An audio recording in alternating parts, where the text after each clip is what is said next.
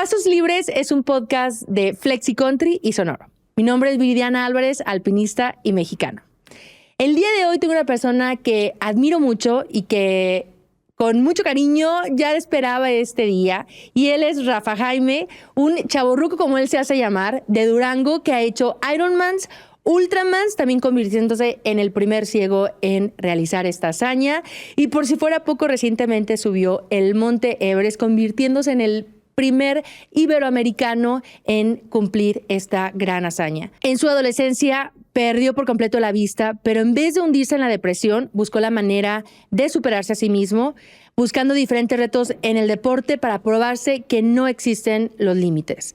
En este episodio, Rafa nos contará un poco de cómo hizo a un lado sus miedos, sus excusas y se animó a salirse de su zona de confort para superarse a sí mismo. Amigo, es un gusto tenerte aquí. Ya de verdad esperaba este día poder platicar contigo ahora con esta nueva, este nuevo logro que fue en el Everest, que por ahí tuvimos la oportunidad de vernos en un par de ocasiones en Nepal. Así que solamente quiero decirte que me siento muy feliz de que hayas cumplido este gran sueño y muy orgullosa de poderme llamar tu amiga. No, mi queridísima Viri, pues muchísimas gracias. Pues gracias por invitarme, por estar aquí. Primero también de que hayas bajado tu sana y salva y que hayas logrado tu reto y poder conversar de todo esto.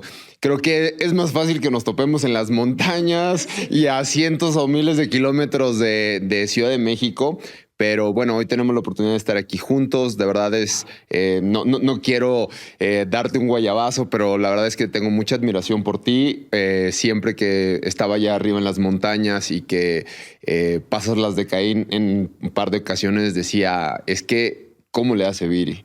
Y de verdad es una admiración mutua. Y pues nada, a echar una platicadita por acá. Rafa, ¿en algún punto de tu vida tuviste la oportunidad de poder ver? Y recuerdo algo muy bonito que compartiste, que decías que tú decidiste que lo último que querías ver era a tu mamá. ¿Cómo fue ese proceso de perder la vista? A ver, poniendo un poquito en contexto, sí, tuve la fortuna de nacer a lo que se llamaría en términos generales un niño sano. No tenía ninguna enfermedad, mis ojos funcionaban perfectamente bien. Tuve un desarrollo general como cualquier otro niño y a los 5 años y a los 18 años me enfrento 2 veces al cáncer. A los 5 años mis retinas están completamente invadidas de cáncer y obviamente me tuvieron que someter a quimioterapias, a radioterapias, cirugías y para no hacer el cuento tan largo, 1 año dentro de este proceso me logran salvar uno de mis ojos, el otro me lo tienen que quitar porque hacía más riesgoso el hecho de seguirlo trabajando y trabajando y trabajando. Pierdo mi ojo derecho, me lo quitan, mis ojos son prótesis y bueno, un ojo me valió durante 13 años para hacer una vida completamente normal, para practicar cualquier tipo de deporte. Yo jugué béisbol, fútbol, básquetbol, fútbol americano. Era malísimo jugando fútbol, pero creo que mi estatura, porque estoy grandote así como tú, la gente a lo mejor lo puede ver, que estamos ahí más o menos del nivel. La altura y todo eso me ayudaba a destacar a ciertos deportes. Y repito, no tener uno de mis ojos no hacía realmente como mi vida muy diferente. Sin embargo, a los 17 años empecé un poquito a tener algunos problemas de visión hasta el punto donde me vuelven a detectar cáncer y pues nada, la noticia me la dan muy rápido. Me dicen, Rafa, estás invadido de cáncer otra vez. Está en tu nervio óptico, que para que la gente como lo entienda un poco, es como un cablecito que va conectado al cerebro y en el momento que el cáncer se extiende, se va al cerebro y eso me pudo haber costado no solamente la vista, sino también la vida. Y ahí es cuando, sin titubear, le digo al doctor, pues quíteme el ojo, yo quiero seguir viviendo. Y también lo platico de esta manera. A lo mejor dar una respuesta de esa magnitud en un momento tan rápido es un poco aventurado porque como tal ni siquiera sabía las consecuencias de lo que iba a ser vivir de los 18 años en adelante para siempre ciego. ¿Cómo fue que el deporte porque ya es algo que estaba en tu vida, pero sé que el deporte fue quien te ayudó a poder sobrellevar esta situación. Sí, y creo que tenemos que partir por el punto A, porque justamente yo me quedo ciego y es importante mencionar la fecha porque más al rato los voy a referenciar con un par de cosas. Yo me quedo ciego un 6 de noviembre del 2006 y en el momento que tú te quedas ciego, pues te preguntas muchas cosas. ¿Qué va a ser de mi vida? ¿De qué voy a vivir? ¿Con quién voy a compartir mi vida? ¿Alguien va a querer compartir mi vida? ¿A qué me voy a dedicar? Entonces, sin tener información y pensando lo que en términos generales es una discapacidad o lo que la gente malamente entiende por una discapacidad, que es una limitación, pues yo decía, mi vida va a ser encerrado en una casa, mi vida va a ser a expensas de los demás. Yo no voy a poder hacer nada por mí mismo y repito, nadie me va a querer. Y en esos momentos de depresión, de tristeza, de muchas dudas, de no saber si valió la pena la decisión que tomé, el deporte es un salvavidas para mí porque buscando, pues no sé, alguna actividad que trajera como un poquito más al loco de la casa ocupado, a la cabeza, el deporte cayó. Empecé a correr y yo le llamaba en ese entonces mis famosos 5 minutos, porque esos 5 minutos que yo corría, que hacía un sprint de 100, 200, 400 metros, que era lo que primeramente empecé a entrenar, pues esa sensación de libertad de correr una pista, esa sensación del esfuerzo, esa determinación de levantarte todos los días y querer romper tu marca medio segundo, un segundo, ganarle a fulanito o a sutanito de manera directa e indirecta a la vez, hacía que tuvieras como esta permanencia de decir, ya tengo un pretexto de vida, me quiero levantar a hacer esto. Entonces el deporte, lo digo de esta manera, el deporte me dio esos pretextos de vida para aferrarme aquí. Y por ende creo que el deporte siempre trae cosas como muy positivas porque te envuelve en ciertos valores, en ciertas dinámicas que al final del día, y tú lo sabes, impactan en la vida, en tu vida personal, en la forma, en tu educación, en tu parte laboral, en tu parte familiar, en tu parte súper personal. Y el deporte fue eso que me dio como las ganas de vivir, ¿no? Como la canción, como la frase que dice, mi mamá me dio la vida, pero el reggaetón, las ganas de vivirla. Pues bueno, mi madre me dio la vida, pero el deporte, las ganas de vivirla. ¿Cómo fue que Rafa de correr 5 minutos se fue a correr Ironman, bueno, hacer Ironmans y correr ultras? Todo fue como una parte muy escalonada porque justo yo empecé corriendo en una pista, un maestro me aplaudía y yo salía corriendo hacia donde estaban los aplausos sin siquiera ir guiado por nadie, ni tomar a nadie del hombro, ni con una cuerda, nada, solamente guiado por mi oído. Y de eso pasamos a hacerlo ya formalmente, a correr guiado en una pista, a ir a Juegos Paralímpicos, primero nacionales, bueno, estatales, nacionales, más allá, y eso lo digo sin afán y restándole mucha importancia, porque sí le resto la importancia. Gané medallas de oro, puse algunos récords en tiempo, en su tiempo y en su momento, pero no era como muy importante porque a mí esta parte de la ceguera, de lo que significaba, de la importancia social o de cómo era percibida, fue una losa que siempre llevé como mucho en la espalda. Y estos tratos de adulación, de lástima, de que por ser ciego, por cualquier otra diferencia física, cognitivo, sensorial que tengas, te aplaudan todo, que, ay, sí, está muy bien hecho. Y dices, oye, perdón, pero lo ando cagando. O sea, ¿por qué me aplaudes todo?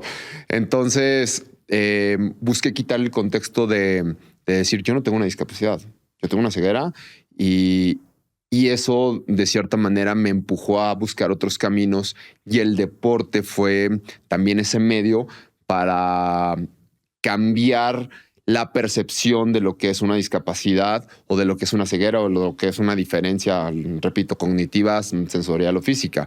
Y siempre era esta parte de, bueno, ahora quiero entrenar box, ahora quiero ir a nadar, ahora quiero ir al gimnasio y me quiero poner mamey.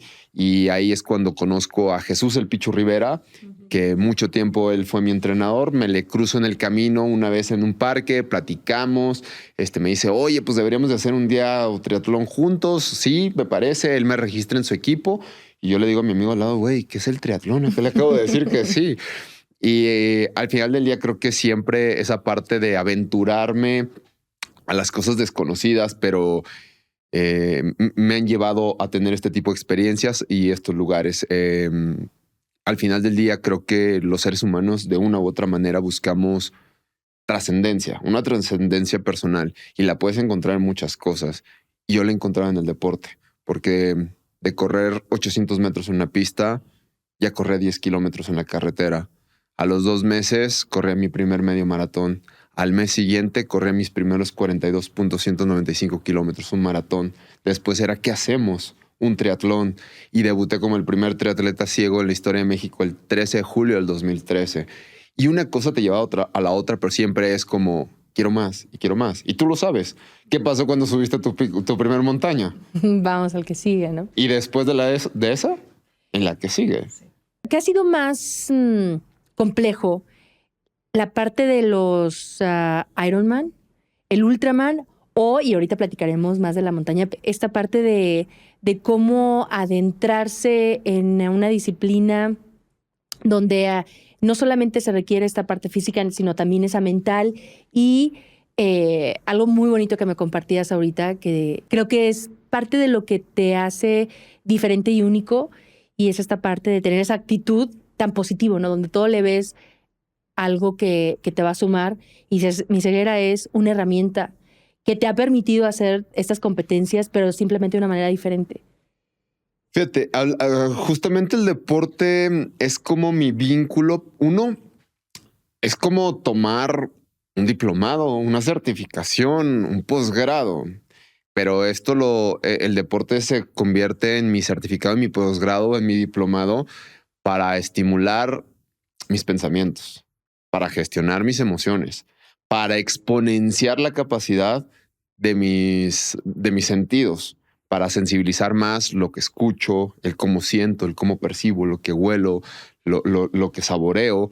Siempre me preguntan, Rafa, ¿cuál es el sentido que usas más? Pues el sentido común, ¿no? E incluso ese es el sentido que en ese tipo de situaciones, cuando estás en una carrera, cuando estás metido en una montaña, cuando estás haciendo X actividad, tu cabeza está funcionando y funcionando y funcionando y funcionando. Entonces, creo que he elegido esta vida, este camino, más allá de un lado súper positivo, porque no soy como 100% positivo, también soy muy realista y sé dónde hay límites, porque yo sí creo en los límites. Pero creo que esto ha sido el medio para saber hasta dónde puedo llegar. ¿Cómo es esa parte de sí creo en los límites? A ver, me voy a usar como ejemplo. Yo sí creo en los límites. Y mi límite, así muy puntual, es que yo no veo. Y yo no veo con los ojos del corazón, no. Yo no veo. O sea, mis ojos no funcionan y tan, se acabó. Y nada que yo veo con las... No veo. Y ese es un límite. Creo que cuando de manera muy puntual encuentras tus límites, no es que tu vida se pare. Simple y sencillamente encuentras otros caminos para hacer las cosas. Esas limitantes te dan una apreciación de cómo reinventarte, cómo ser disruptivo en otros procesos que te acercan a lo que estabas buscando. Y a veces a lo mejor no llegas a lo que estabas buscando, pero a lo mejor llegas a un punto que se asemeja mucho o incluso te lleva a mejores caminos. Porque a mí en lo personal me pasaba que me frustraba en querer hacer cosas o tener cosas o materializar cosas que me lo impedía mi ceguera, y eso me frustraba, y entender eso me llevó a lo que hago el día de hoy. ¿Cuáles fueron los grandes retos o miedos que tuviste que superar para poder cruzar una meta en un Ironman o en un Ultra? El primer miedo siempre fue dar el primer paso. Imagínate la primera vez que me aviento a una presa a nadar cuando sé que el piso lo tengo a 100, 200 metros, cuando me meto al mar a nadar y mi amigo va en un kayak con una bocina y yo voy escuchando la música a lo lejos. La primera vez que me subo a una bicicleta y que sé que estoy en una carretera y que tengo que sincronizar mis movimientos con la persona adelante. creo que siempre los primeros pasos son los que me daban miedo. Creo que también el hecho de, y lo voy a decir así, el hecho de que ves una persona ciega, la gente piensa como luego en superación y ponen muchas expectativas en ti. También esa parte pesa. Y una vez, pues ya que lo maduras, que lo vives, que lo pasas, pues dejas esas expectativas porque si no, no lo haces para ti. Pero en el primer momento, eso también me daba miedo, no cumplir las expectativas de los ojos que estaban a mi alrededor. Me daba miedo al final del día pensar que estaba perdiendo mi tiempo. Me daba miedo que me topara con más y más barreras en la vida, pero creo que soy un tipo al día de hoy y procesándolo, creo que soy un tipo de intentos. Si las cosas funcionan o no, ya no lo sé, pero al menos intento. Compartimos esa filosofía totalmente, la parte de intentar. De hecho, hay algo que yo te aprendí cañón platicando contigo ahora que estaba en Everest. Es típico que tú estás en una montaña y preguntas, ¿y cómo está esta parte? Y está difícil. Y recuerdo mucho que estaba para el Summit Push y tenía que cruzar el Hillary Step. Y todo mundo me daba una percepción diferente. Y cada vez me asustaban muchísimo más. Recuerdo que cuando estaba en el campamento 2 y Alina venía bajando de cumbre, Alina me dice, no sé cómo lo vas a hacer. Y yo así, gracias por la motivación. Pero recuerdo mucho algo que me dijiste, que a veces no te gustaba preguntar y simple y sencillamente ibas y lo vivías. Dije, Rafa, déjate de estupideces y ve y enfréntate a lo que está ahí arriba. Y me acordé mucho cruzando ese Hillary Step de ti. Wow, hasta me puso la piel chinita. Y ahora, después en esa transición, yo te conocí antes de iniciar en la montaña.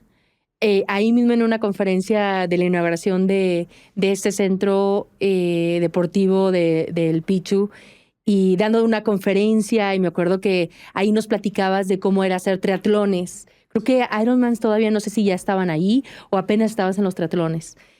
Y me dio mucho gusto después ver que empezaste en la montaña y wow, era como, claro, o sea, es algo natural, ¿no? El que hayas dado ese brinco. ¿Cómo fue ese brinco o ese interés de una competencia como tal a irte a la montaña? Creo que no fue un brinco abismal porque, a ver, ahora que me pongo a recapitular muchísimas cosas, lo voy a poner en este contexto facilísimo. Me acuerdo que cuando recién me quedo ciego, a los 3 meses me voy a acampar con mis amigos en una parte en Durango y que se llama Mexiquillo, y cruzando un jardín de piedras que se le llaman túneles, subiendo, bajando, desescalando.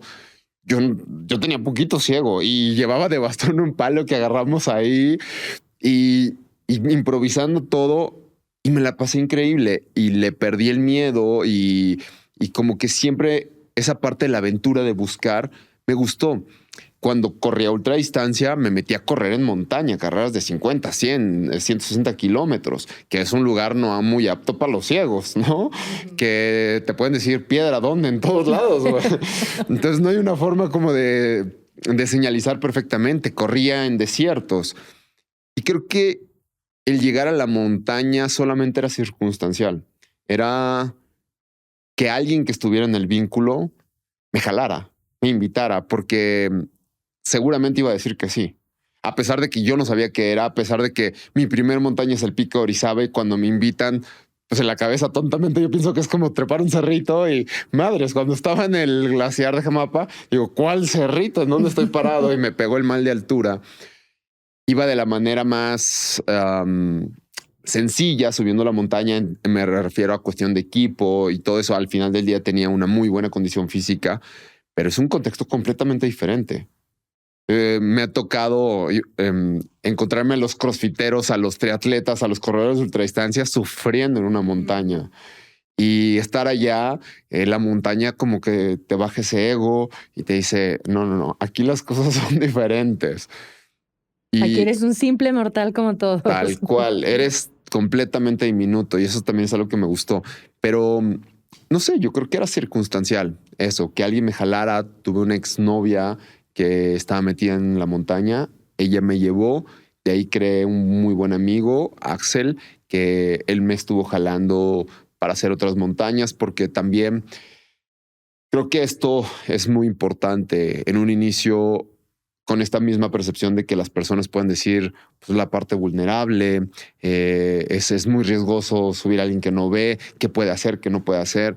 Y es como a las personas que van conmigo, que son mis compañeros, mis amigos, con los que subo las montañas, decirles, papito, a mí no me vienen a cargar, yo vengo a hacer mi chamba, yo vengo a hacer mi jale. Y eso daba también la tranquilidad en ese momento a Axel, con quien empecé a decir, ¿y aquí a dónde vamos? Y de México, de estar escalando las de México, nos fuimos a Ecuador y después de ahí nos fuimos a la Concagua y nos íbamos a ir a la Concagua. Entonces, no sé, creo que hoy la montaña, mañana no sé qué sea. Bueno, ya te vi también buceando. Sí, sí, a ver, si ya fuimos a lo más alto del mundo, hay que ir también a lo más bajo. Y bueno, y todavía, todavía en el terreno de la montaña, ¿en qué momento surge esta idea de ir a Everest?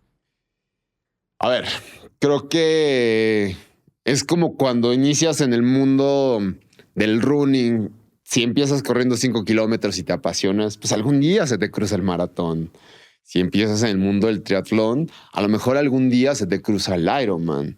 Y en el montañismo creo que es muy similar. Al final del día, estés muy involucrado o no, todos tenemos una referencia dentro de la montaña y es el Everest. Todos hemos escuchado historias, han visto la película, hemos oído o leído un libro. Hay mucho que te envuelve el Everest. Y a sabiendas también que es la montaña más alta del mundo, pues en algún momento dices, yo quiero estar ahí. Y al final del día, iniciando el proyecto que se llama Cordada Obscuras, con la cual se subió de inicio en la Concagua, pues uno de los objetivos era el Seven Summit.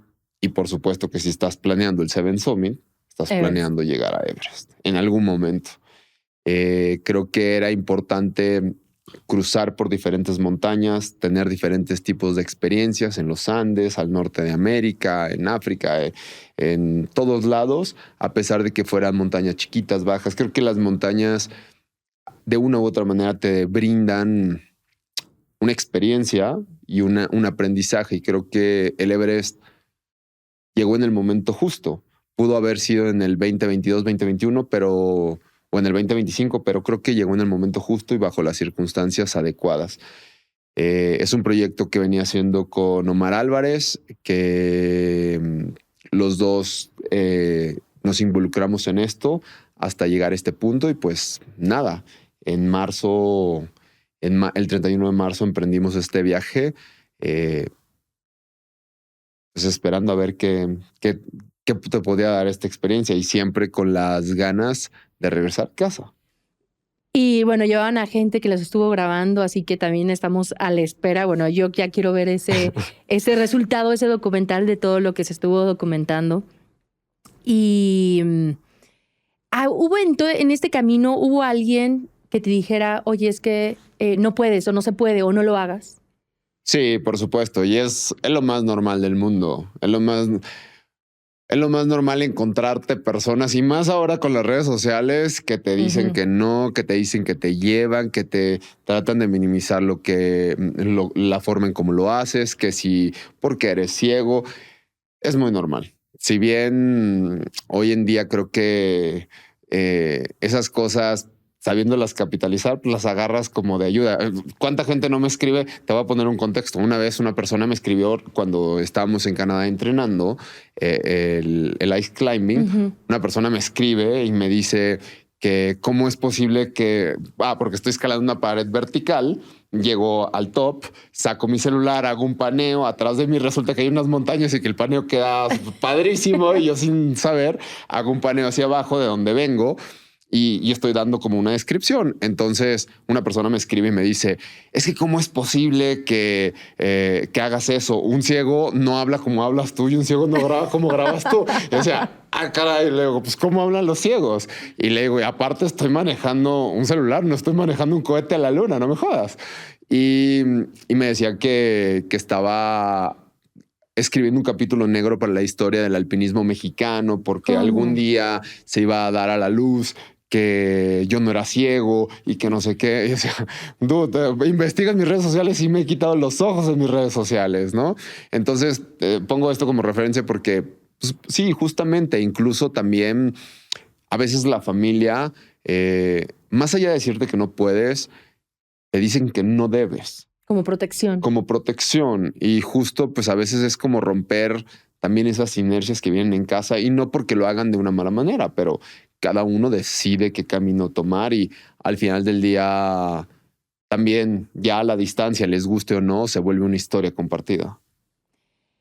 ¿Cómo le haces tú para poder sobrellevar todo ese tipo de comentarios? Iba a decir una expresión muy fea, pero no, la realidad es que trato de contestar, a todos les contesto, porque eso de no contestarles no me parece. Les contesto de una forma sin envolverme, solamente diciéndoles algo. ¿Por qué? Porque también, y seamos honestos, muchas veces tú vienes haciendo mucho trabajo para llegar en el punto donde estás o para materializar por lo que estás trabajando, para que alguien llegue y trate de minimizar y puede ver que personas se pierdan en ese comentario y digan, a lo mejor sí es cierto lo que está diciendo esa persona. Entonces, solamente para que no quede en el aire ese comentario y decir la contraparte y punto, pero sin envolverse. Al final del día, opiniones hay muchas, las redes sociales nos hace o hace a las personas sentirse todólogos, entonces no te clavas, ¿no? Sigues con lo tuyo. Al final del día también eso no hace la diferencia. Un comentario no hace que des un paso más o un paso menos. Eso ya te corresponde a ti. Yo creo que, bueno, esta inteligencia emocional que nos muestras es parte de los ingredientes que te han hecho hacer lo que has hecho. Pero específicamente a mí, durante Everest, bueno, no sabes cuántas personas me mandaban tus publicaciones o me decían, ¿lo conoces? O cuando subimos la historia que Claro. estábamos juntos ahí en Katmandú, así, wow. Y era como mucha interés en saber, ¿no? Y para mí, bueno, yo sé el resultado que estuviste parado en el punto más alto del planeta, pero ¿cómo fue vivir esa experiencia de no solo un día, sino de cómo lo es a veces las competencias a los Iron o los Ultra, sino de meses, ¿no?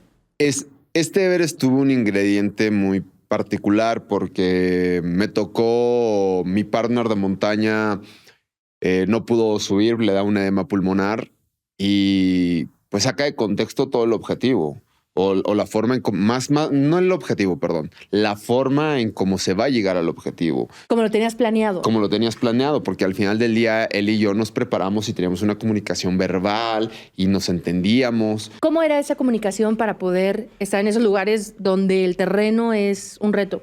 Pues nada, al final del día siento los pasos, la amplitud de sus pasos, pero a veces me explica, oye, son 50 centímetros. Al final del día, por ejemplo, cuando tú cruzas Khumbu, te tienes que mover lo más rápido posible, sí, ¿no? Entonces tratábamos de hacerlo de la manera más eficiente, con códigos que habíamos creado pues, durante mucho tiempo y cosas que pues, yo ya venía trabajando desde las carreras de montaña. En cómo acomodar tu cuerpo, cuando te dice espacio de 20 centímetros, cuando te dice hay una grieta y nada más tienes que poner un pie a tus 50, a tus 11 y solamente 70 centímetros. Entonces estiraba el pie 70 centímetros, ya lo sentía y mantienes el equilibrio ahí y das el paso hacia el otro lado. Entonces, esta parte de la visualización, esta parte de la comunicación clara y el hecho de a veces solamente leyendo su cuerpo en cómo se mueve, yo ya sabía dónde poner mis pies, qué hacer, porque tú sabes, cuando hace mucho viento en la montaña, pues te quedas sordo, ¿no? Entonces me queda como Shakira, sorda, ciega y muda, pues ¿cómo le hago? Entonces se vuelve medio complicado. Pero retomando esta parte, cuando sucede eso, digo, ¿y qué hago? ¿qué hago? Y me ofrecen, y tú lo sabes porque te lo pregunté, me ofrecen volar en un helicóptero al campamento 2 para no cruzar Khumbu. Y yo ya había hecho una rotación antes por ahí. Khumbu es el glaciar del campamento hacia el campamento 1. Exacto, y que es una de las zonas más peligrosas del Everest. Y me ofrecen eso para no volver a pasar Khumbu, pero yo sin saber, y me acuerdo que te mando un mensaje y le digo, oye, Viri, ¿eso se vale, no se vale? ¿Qué pasa? No, es que no cuenta como ascenso. Entonces dije, no, yo no quiero prerrogativas, yo no quiero beneficios por no ser ciego. Yo voy a subir y bajar como cualquier otra persona. Pero el reto era, ¿y cómo lo voy a hacer con Gesman? Y con Nima, que era el otro Sherpa que venía conmigo. Si Nima no hablaba nada de inglés, solamente me decía Rafa, good, y yo era como, pues good, ¿no? Y Gesman habla algo de inglés, pero... Los códigos. Yo creo que lo habla, pero entiende menos de lo que habla. Entonces, a veces era complicado. Dije, yo tuve una experiencia con Gesman en Manaslu, lo voy a intentar.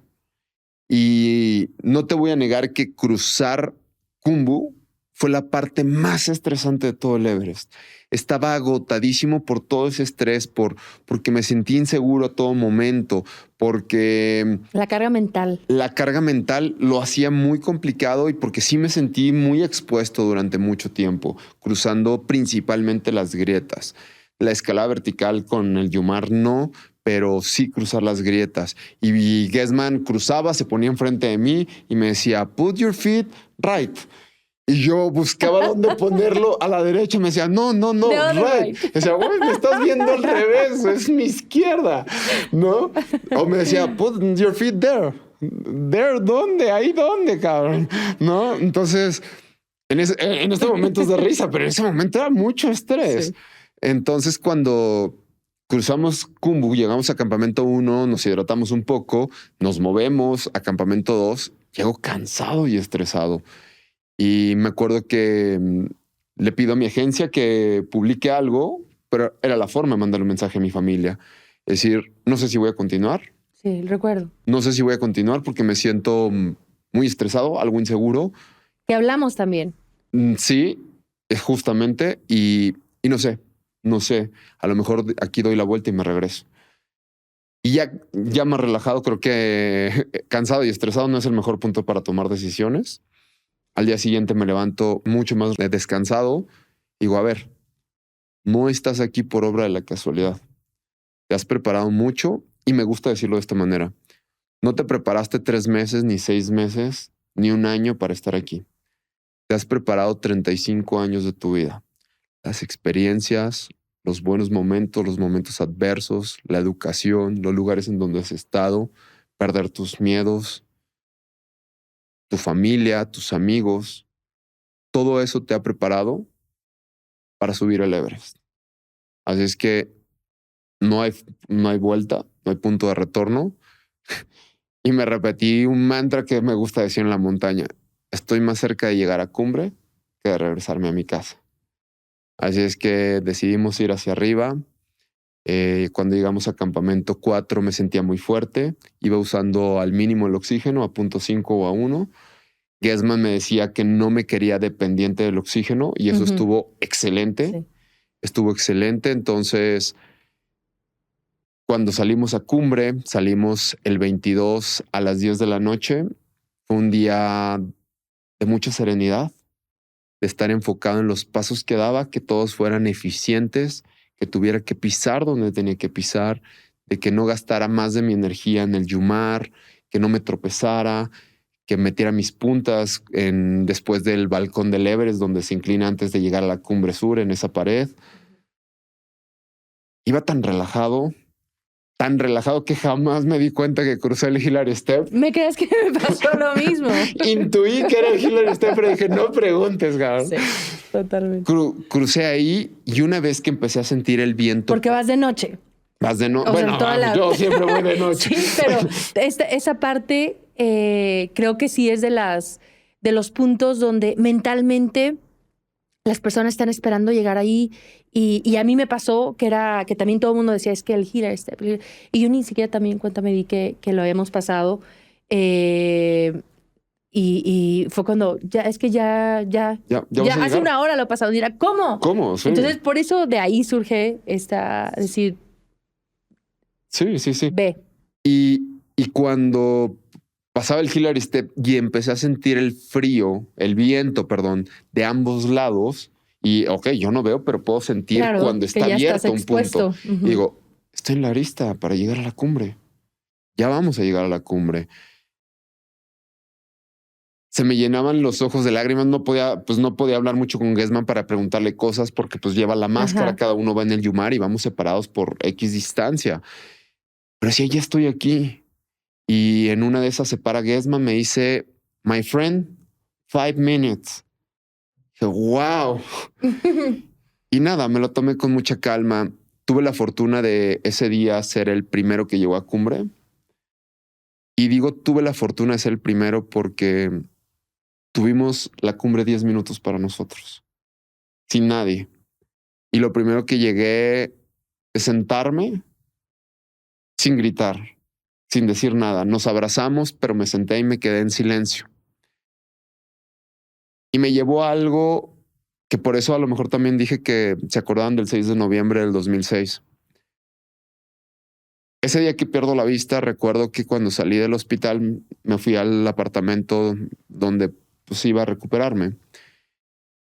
Y en la noche que ya estaba un poquito más consciente, que se había ido un poco más la anestesia, me acuerdo mucho de haberse estado sentado en la esquina de la cama. Y de estar llorando y decir, esta es mi realidad. ¿Y qué va a ser de mi vida? ¿Qué voy a hacer? Probablemente no vaya a hacer nada de mi vida. Y 17 años después, ¿quién iba a decir que iba a estar parado en el punto más alto del mundo? Que iba a tener todas estas experiencias, que iba a poder empujar una vida ni siquiera extraordinaria, una vida digna. Y simple y sencillamente estar parado ahí me refrendó que cada esfuerzo para permanecer en vida había valido la pena. Y de manera también simultánea, fue una gran oportunidad de estar parado en el Everest para despedirme por completo de mi madre. Mi madre, tú sabes, murió hace 2 años cuando recién bajaba del Denali.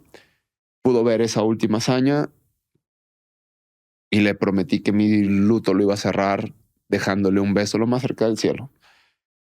Le cumplí esa promesa. Le dije, para que veas que tu hijo le sigue faltando el respeto a la vida. Y ahora es regresar a casa y celebrarlo con mi padre. Estar parado en el punto más alto del mundo. Toda la gente siempre cuestiona y dice, ¿y qué sigue después de esto? Hay muchas cosas. Solamente estar parado en el punto más alto del mundo, el sentir esa inmensidad frente a ti, lo único que me dice es que hay un mundo inmenso por explorar. En montañas, en mares, en ciudades, en donde sea, hay un mundo que explorar. Creo que fue uno de los días que he tenido más paz en mi vida. Fue una forma y un gran momento de cerrar un círculo. Y como siempre lo entiendo, el Everest es solamente un cerrito. Las verdaderas montañas están aquí a ras de piso.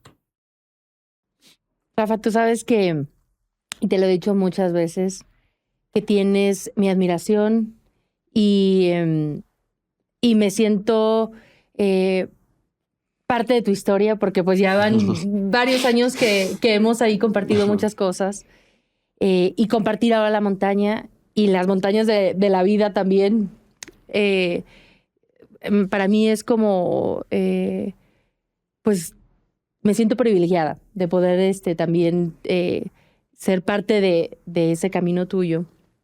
Y bueno, ¿y qué se siente ya hacer historia? Porque ser el primer iberoamericano, ya dejaste algo ahí grabado en piedra que nadie puede quitar. Pues no sé, dímelo tú también porque yo lo sigo procesando.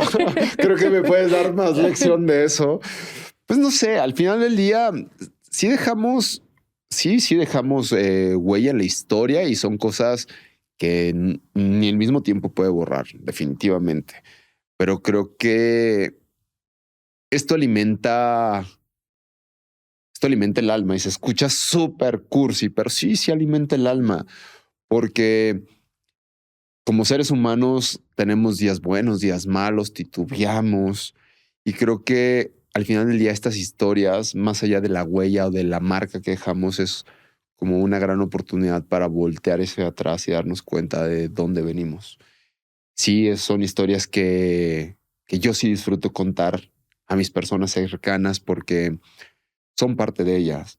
Todas las personas que con comentarios, con sponsor, con cariño, con estar al lado, con entrenar, con lo que sea, al final del día son parte de esta historia y también es de ellos. Y por ejemplo, y esto repito, no tengo por qué adularte ni por qué tirarte guayabazos, tú sabes que lo hago de corazón, pero así como lo que tú haces, como lo que yo hago, porque, ojo, esto no lo digo de una parte soberbia o de ego y dicen, oye, más humildad. No, también hay que saber y entender las cosas que hacemos y darle el valor y sentirse orgulloso de lo que hacemos, porque tú lo sabes, allá arriba lo que vale. Y creo que, por ejemplo, así como tú lo haces, dejas huella en la vida de las personas, motivas, inspiras, incentivas y das empujones cuando no te das cuenta. Y creo que si con estas historias, con esta historia en el Everest, pues también doy esa fuerza a alguien para que cruce su Hillary Step sin estar preguntando y se atreva a vivirlo y a enfrentarlo en el momento, pues qué mejor que hacerlo, ¿no? Que lo haces a través de tus conferencias. Y yo he visto algunos clips, digo, la primera que vi hace ya un par de años, ya me imagino 2014. 2014, ya me imagino casi 20 años, 10 años después, que va que ya va a haber ahí, ¿no? Y he visto algunos clips, como lo transmites, no nada más a persona, o sea, en el aspecto personal, sino también lo llevas al mundo empresarial. Claro. Ese es tu modo ya como de financiamiento, o sea, decir, me voy a dedicar a las conferencias. Sí, me dedico a eso totalmente. He emprendido en otras cosas, en bienes y raíces, por ahí traigo otros proyectos, porque al final del día, bueno, soy un cuentacuentos, yo me considero un cuentacuentos y ¿cómo puedo contar cuentos? Pues generando nuevas experiencias. Por eso creo que tengo que salir allá al mundo y buscar nuevas personas que conocer, nuevas culturas, nueva comida, nuevas latitudes, nuevas altitudes. Y es lo único que me va a permitir contar estas historias. Hay siempre manera de hacer analogías, pero creo que mi principal trabajo, y se va a sonar súper cursi, me gusta decirlo así, es vivir. Obviamente financio mi estilo de vida gracias a las conferencias y pues nada, vamos a buscar cuánto tiempo lo puedo hacer, pero me encantaría que esta fuera mi profesión para toda la vida. ¿Se ha vuelto tu propósito de vida? No, mi propósito de vida es vivir en paz. Ese es mi propósito de vida, vivir en paz, poderme levantar sin remordimientos, sin saber que no jodo a nadie, tener mi conciencia tranquila, disfrutar lo que hago, aprovechar oportunidades. Para mí en eso se transmite la paz. Dejarte al lado de los chismeríos y cosas como más banales, ¿no?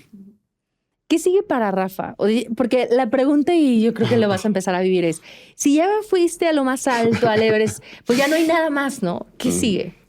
¿Qué sigue para Viridiana Álvarez? Tú no.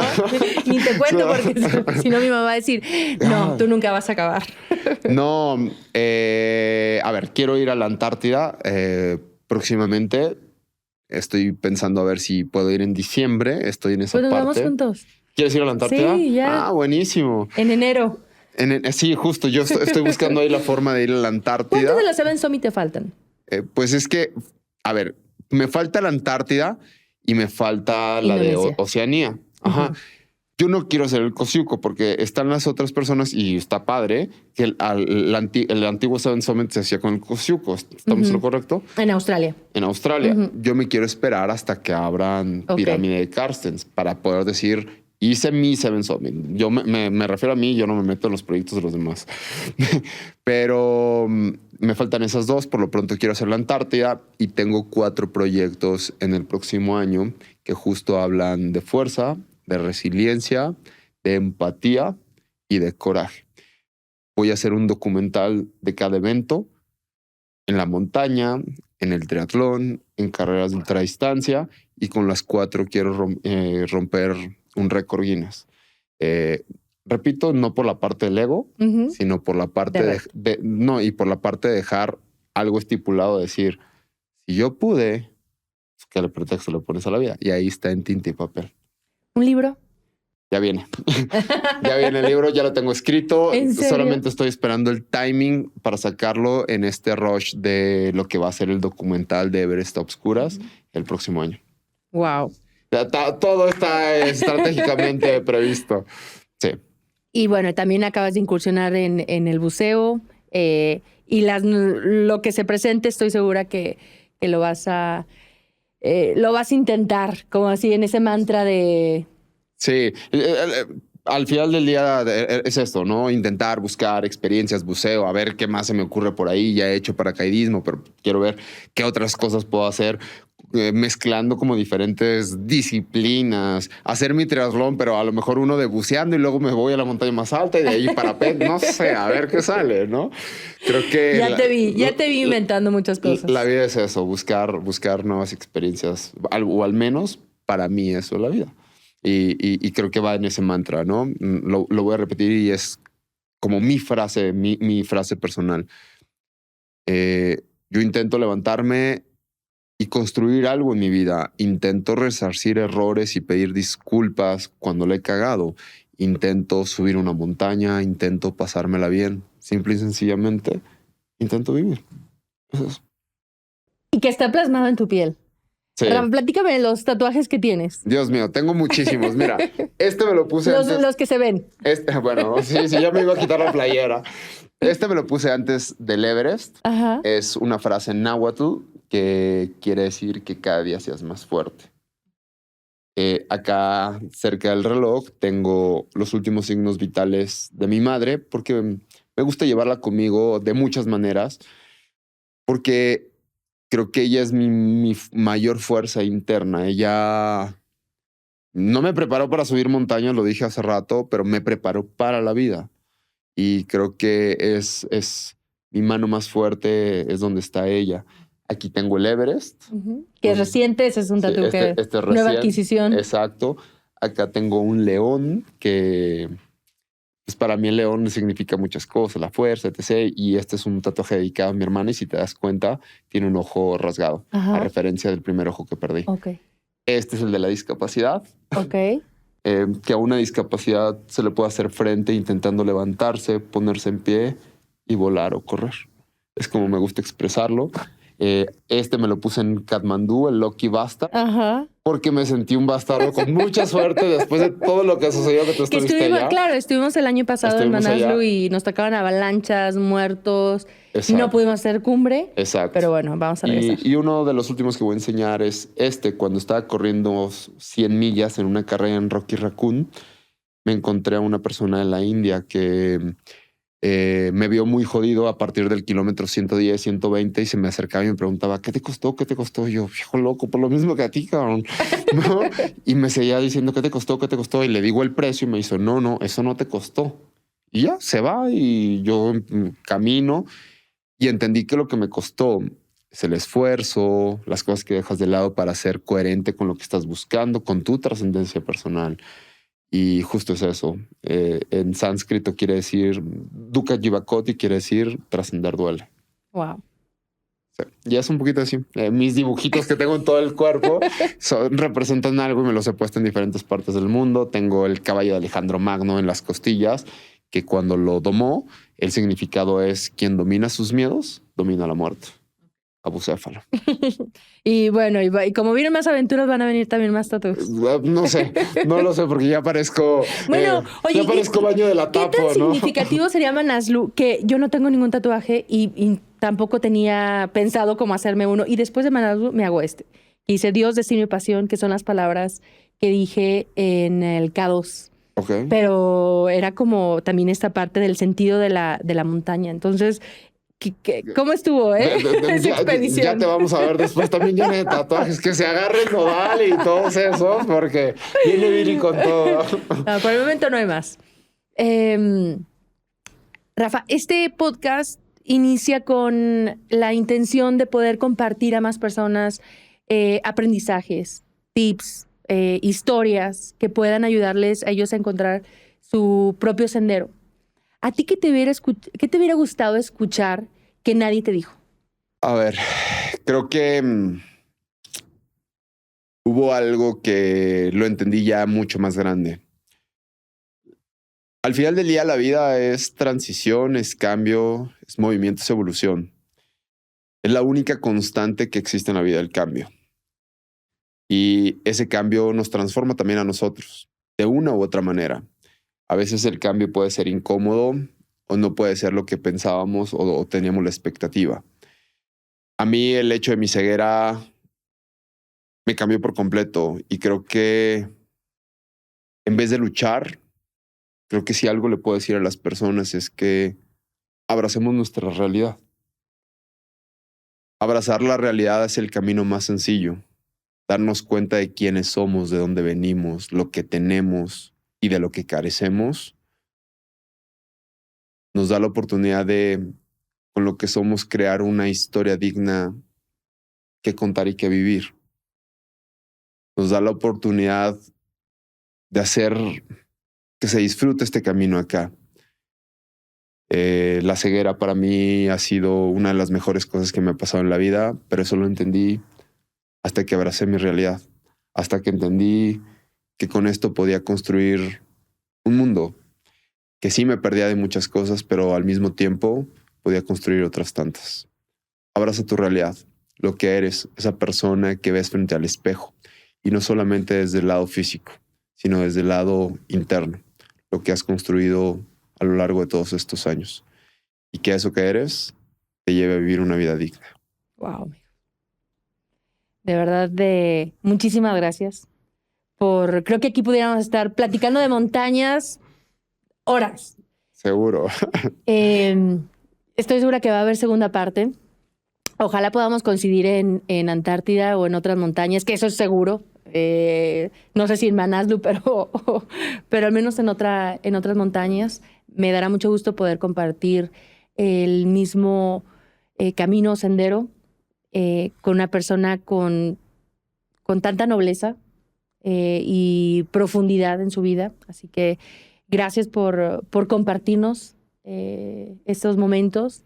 Y estoy segura que así como yo me llevo muchas cosas, las personas que nos escuchan o nos ven, va a suceder lo mismo. Así que te deseo todo lo mejor en terminar los Seven Summit, los próximos tatús y los próximos retos y todo lo que todavía no sabes que vas a hacer, y que estoy segura que lo que hagas, sin importar si es llegar a la cima o no, vas a triunfar, como lo has hecho con ese propósito de vida de disfrutar, de tener una vida en paz. Así que, Rafa, amigo, muchísimas gracias. Al contrario. Y nos vemos en la siguiente montaña. Muchísimas gracias, Viri. Gracias por todo y gracias por atravesarte en mi camino, porque lo valoro mucho y me siento contento de decirte mi amiga y de aprenderte y de que este sea el vínculo, no por mí, sino por todo lo que tú también haces y por todos los lugares en los que estás, de que también empujes a estas personas a incentivarlos, a motivarlos, a lo que sea, pero créeme que tú eres el primer engrane, por eso la gente ve esto, porque eres el primer engrane y eres el punto de inicio, el primer paso. Eres el primer paso para construir 1000 millas.